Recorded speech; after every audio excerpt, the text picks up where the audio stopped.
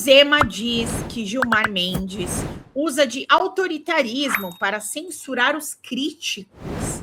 Pronto, gente, agora o Zema está se achando um rebelde no meio da multidão. Vamos ver aqui o que ele vai falar na questão do Gilmar também. Vamos ver as respostas, os retornos aqui que aconteceram. Eu mostrei esse vídeo para vocês ontem, mas hoje teve todas as respostas do Gilmar Mendes, tá? Então, quem não, qualquer coisa, quem não pegou, me fala que eu passo novamente aqui, tá bom? Ontem eu já tinha passado, mas é bom a gente rever. Gente, bora lá! Um dialeto próximo do português. Muitas vezes a gente não o entende, né? Eu estava imaginando que ele fala uma língua lá do Timor-Leste, um tetum,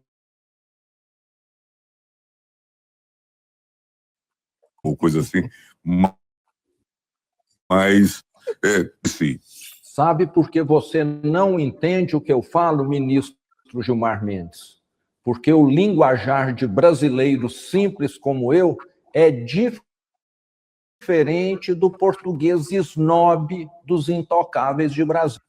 Não, linguajar do brasileiro simples, não. Não vem, não, que tem um monte de brasileiro que eu conheço que é simples e sabe falar língua portuguesa, tem oratória, uma boa dicção. Não vem, não, Romeu Zema. Não vem com essa, não vem meter esse louco para cima de nós, não. Deixa eu te contar uma coisa. O problema não é você não entender as minhas palavras. Eu até não me importo. O problema é, sim, os brasileiros não entenderem os seus atos. É você recorrer ao autoritarismo para censurar aqueles que criticam o comportamento de ministros do Supremo. É você e os seus colegas terem perdido a noção do que separa o público do privado, o certo do errado, o bem do mal. É isso o que os brasileiros simples como eu não conseguem entender. É isso o que nós não vamos mais aceitar. Meu nome é Zema. Meu nome é Zema. Ao autor... Meu nome é Zema. Esse aí ele roubou do Enéas, hein? Olha, não vale roubar o jargão do Enéas. Não vale. Eu estudei, gente, na faculdade. Eu não cheguei a estudar na mesma sala. Mas eu fui colega de faculdade da Avanir. Vocês lembram da Avanir, que era do partido do Enéas? Meu nome é Avanir. Então, eu estudei com ela. Ela parava um carro horroroso que parecia, tipo, um boneco ruim de escola de samba, um carro alegórico. Gente, eu juro por Deus que ela fazia isso. A Avanir. Ela parava, tipo, um carro alegórico, um bonecão dela na frente da faculdade para fazer comício, para pegar voto. Cara, eu já vivi umas coisas também. Eu trabalhava no centro, estudava no centro de São Paulo, então eu vi cada coisa. E a minha faculdade metia umas campanhas, assim, ela trazia uns políticos, do PSDB principalmente. Meu Deus do céu. Enfim, só esse momento compartilhar com vocês que ele meteu o meu nome é Zema. Aí, olha, cada uma, rapaz. E eu vou, antes de colocar a resposta, a outra resposta do Gilmar Mendes, eu vou colocar o seguinte aqui. Não vou perder tempo com este tipo de debate. Vamos lá ouvir o que o Gilmar tem para dizer. Gilmar foi em vários lugares, né? Então, vamos ouvir o que ele tem para falar. Gente, bora lá, vai, pelo amor de Deus. Não, gente, arredar R$1 chefe ainda não dá, né? Então, bora lá através do Superchat, do Super Stickers, através do Pixfolha, democrata@gmail.com. Lucas, um beijo! Vamos ver o Gilmar aqui falando sobre os últimos fatos ocorridos. Gente, o Gilmar é muito fino, né? O português dele, o português do Gilmar é um tapa na cara, assim, da sociedade. Vamos lá. Com a questão do vídeo, aquele vídeo publicado por ele, intitulado Os Intocáveis. Romeu Zema já deu várias entrevistas, comentou na internet, falou que é uma sátira, uma paródia, ele fez algumas ironias também, mas o senhor ali, ao entrar com essa queixa-crime, o senhor fala sobre isso, é bem severo na contestação, né, da publicação. O senhor vê uma tentativa de macro? Esse foi o entendimento, Manuela, de que, de fato, todos nós gostamos, rimos, achamos engraçados. Agora, se começamos a fazer piadas com coisas sérias, com as instituições, imagine que nós comecemos a fazer bonecos do Zema como homossexual. Será que não é ofensivo? Ou se fizermos ele roubando dinheiro no Estado, será que não é ofensivo? É correto brincar com isso? Homens públicos podem fazer isso? É só essa questão. É só isso, é isso que precisa ser avaliado. Ainda, né, falando sobre o ex-governador de Minas Gerais, Romeu Zema, ele ainda continua fazendo sátiras, até mesmo além dessa que a Manuela acabou de citar, ele acabou fazendo novas publicações nas suas redes sociais, onde ele diz que o Partido Novo ele deve acabar com a farra dos intocáveis. Ele cita ali 3 aspectos: o fim da blindagem dos ministros, sem negócios de família e também para poder limitar o poder do Supremo Tribunal Federal. Além disso, ele acabou comentando nas suas redes sociais também, informando o seguinte, que o senhor, ministro Gilmar Mendes, usa o autoritarismo para censurar as críticas. Eu gostaria de saber a sua opinião, ministro, a respeito, então, dessas indagações, né, dessas publicações feitas por Romeu Zema. Não vou ter nenhuma disputa com o governador. Eu acho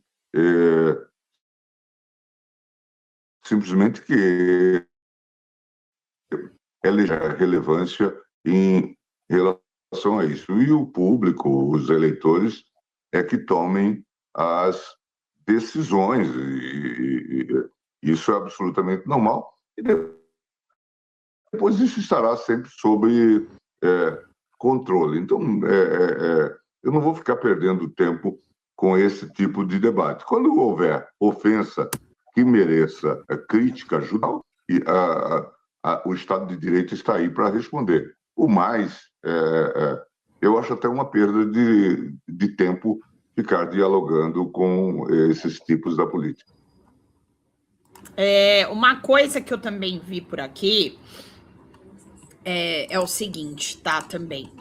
Eu preciso trazer, porque nós sempre comentamos com relação ao Fachin, sobre o posicionamento do Fachin, dele querer criar esse código de conduta, tal, ele criando muito alarde com relação a isso. Antes eu vou passar a fala do Fachin, e aí eu vou ler para vocês o que o Gilmar Mendes falou sobre isso, tá? Vou colocar aqui a fala do Fachin. Né? Então, tá tolhendo a minha liberdade de expressão, sabe, Lucas? Tá tolhendo, cada uma, mas a liberdade é só eles que podem ter, né? Senão, se for contra o Flávio Bolsonaro, ele processa. É bem assim que funciona. Vamos lá. Em crises, é fundamental reconhecer que, efetivamente, nós estamos imersos em relação à atuação do judiciário, uma crise que precisa ser enfrentada. E enfrentada com olhos de ver e ouvidos de ouvir, sob pena de repetirmos para problemas novos soluções velhas que significam simplesmente relegar os problemas sem resolvê-los.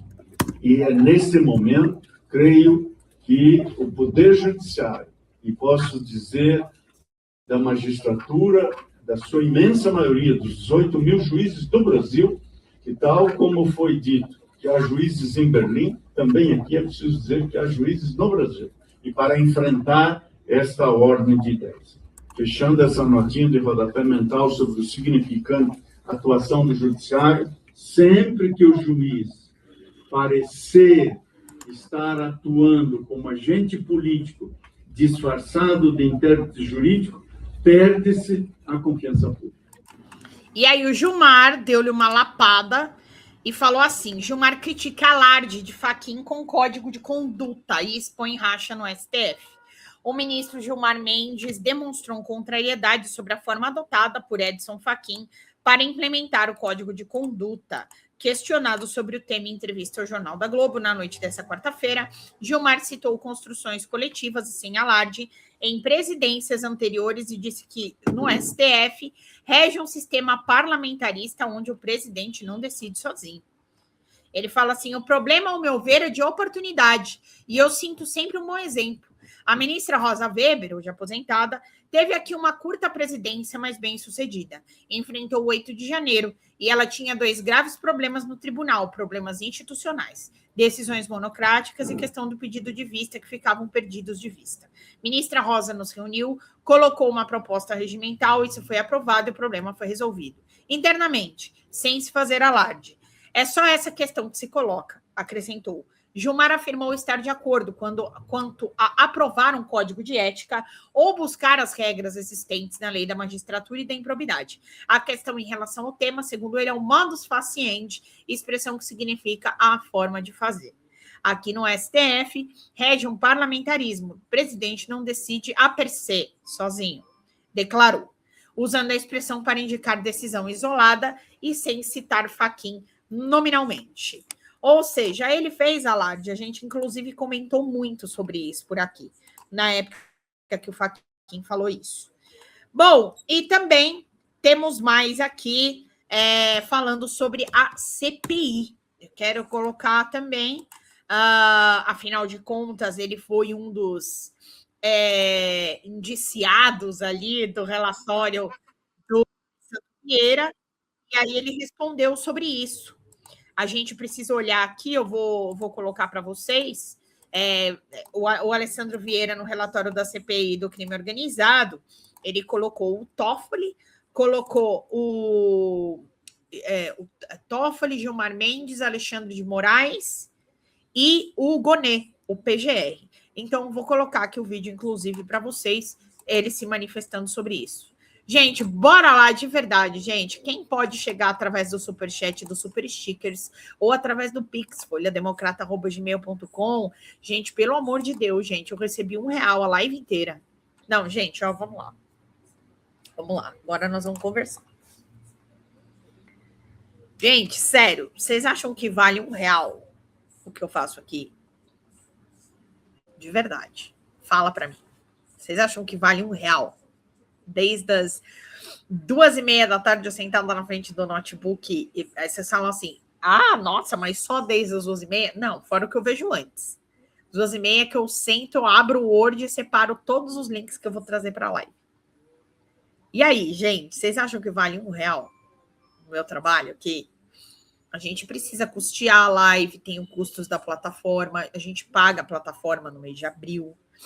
E também no próximo mês a gente estreia mais um programa. A gente precisa fazer esse programa específico de eleições para vocês, senão o negócio fica muito solto, então a gente precisa fazer um tema específico. Gente, de verdade, quem puder, através do Superchat, do Super Stickers, ou através do Pix, folhademocrata@gmail.com. Gente, pelo amor de Deus, sério, pelo amor de Deus. Eu já não tô nem pedindo por nada, tô pedindo pelo amor de Deus. Eu arrecadei R$1 a live inteira. Assim.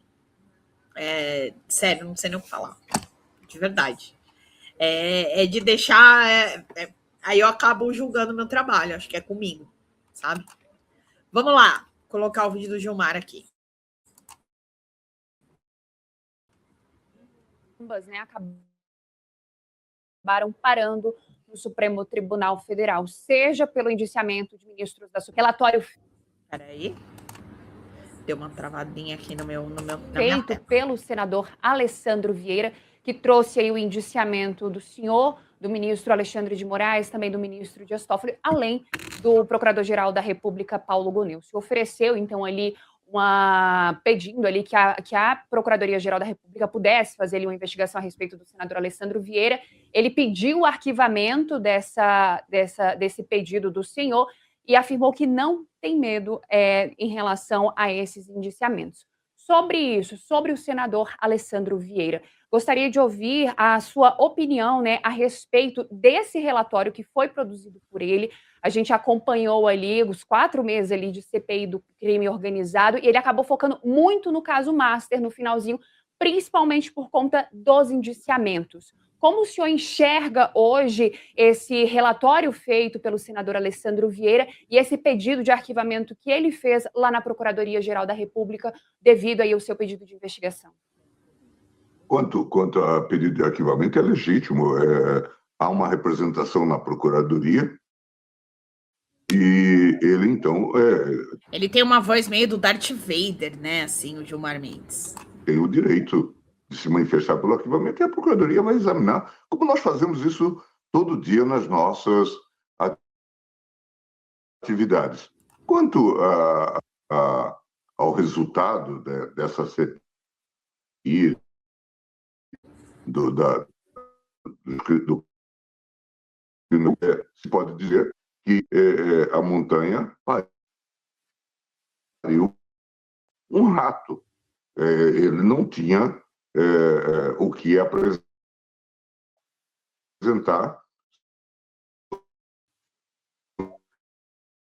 organizar. Acho que nos dedicar atenção ao que realmente importa e tratar. Não vamos ficar dando palco para essas figuras menores, não é? Sim, ministro, só para poder finalizar, tivemos também a CPMI do INSS, né, que acabou parando também lá no Supremo Tribunal Federal por conta do pedido de prorrogação que foi feito ali pelos parlamentares. Gostaria que o senhor fizesse uma avaliação dessas últimas CPIs que o Congresso Nacional acabou instalando para poder fazer diversas investigações, e principalmente essas duas, né, a CPI do crime organizado e CPMI do INSS, que tiveram relatórios que não foram aprovados e, com isso, as investigações acabaram não avançando. Como o senhor enxerga hoje o papel do Congresso Nacional, principalmente com foco em relação a essas CPIs? Certamente, se a gente for avaliar essas duas CPIs, CPMIs, dá para falar que o fracasso lhes subiu. Boa noite, Socorro, um beijo! A cabeça. Resulta inútil, perda de tempo. Se fazem investigações que não levam. Meteu isso. CPI inútil, perda de tempo e acabou. Essa é a resposta do Gilmar. Levam a nenhuma conclusão. Mas as CPIs são importantes. E por isso eu mesmo tenho defendido a necessidade de que haja uma reformulação das CPIs. Por exemplo, não é razoável que nas CPIs haja vazamento de informações, como vocês verificaram nessas duas CPIs. Então, é razoável que haja um controle. Eu, certamente, como juiz, quando for discutir esse tipo de questão, vou levar ao plenário, aos meus colegas, a necessidade de que haja maior responsabilidade das CPIs nos tratos dos dados. Vocês viram aquele caso das relações íntimas, das conversas íntimas de Marta Greff. Aquilo é educativo, aquilo é bom, aquilo é legítimo. É constrangedor aquilo. Vocês publicaram, eu não sei se é verdade, mas vocês publicaram que numa dessas CPIs, parlamentares se reuniram, muniram-se de óculos especiais para filmar cenas picantes de sexo e coisa do tipo. Isso é bom para o Congresso? Isso é bom para o lado imagético do Congresso, em termos institucionais? Velhinhos brincando de criança? Tem alguma coisa de errado, então, com esse modelo de CPI. Né? E vocês é que têm dito isso. Eu só estou acompanhando. Olha, Gilmar, ele estava inspirado nessas entrevistas. Ele deu entrevista para o Metrópolis, deu entrevista para o Record News, para o Jornal da Globo. Então, a gente viu aí algumas classificações que ele deu para o que está acontecendo no STF, também para o caso Master, CPI e tudo mais. Fala, galera da Folha TV, não se esquece de se inscrever aqui no nosso canal para assistir programas como Folha Notícias Manhã, Folha Notícias Noite, o nosso Folha Entrevista e o nosso Barzinho das Meninas. Muitas coisas bacanas a gente acompanha por aqui e a gente precisa muito, muito do apoio de vocês para nosso trabalho jornalístico, investigativo, de curadoria de conteúdo, com vocês ajudando no nosso Pix, folhademocrata@gmail.com, ou mandando superchats, valeu demais, e os recursos financeiros, tornando-se membro do nosso canal, no nosso curso de jornalismo básico, para você ficar muito bem informado a respeito de tudo. Queridos e queridas, muito obrigado pela presença de todos vocês, vida longa e próspera, cuidem-se, cuidem dos seus, e não esquece de se inscrever aqui na Folha TV. Até mais!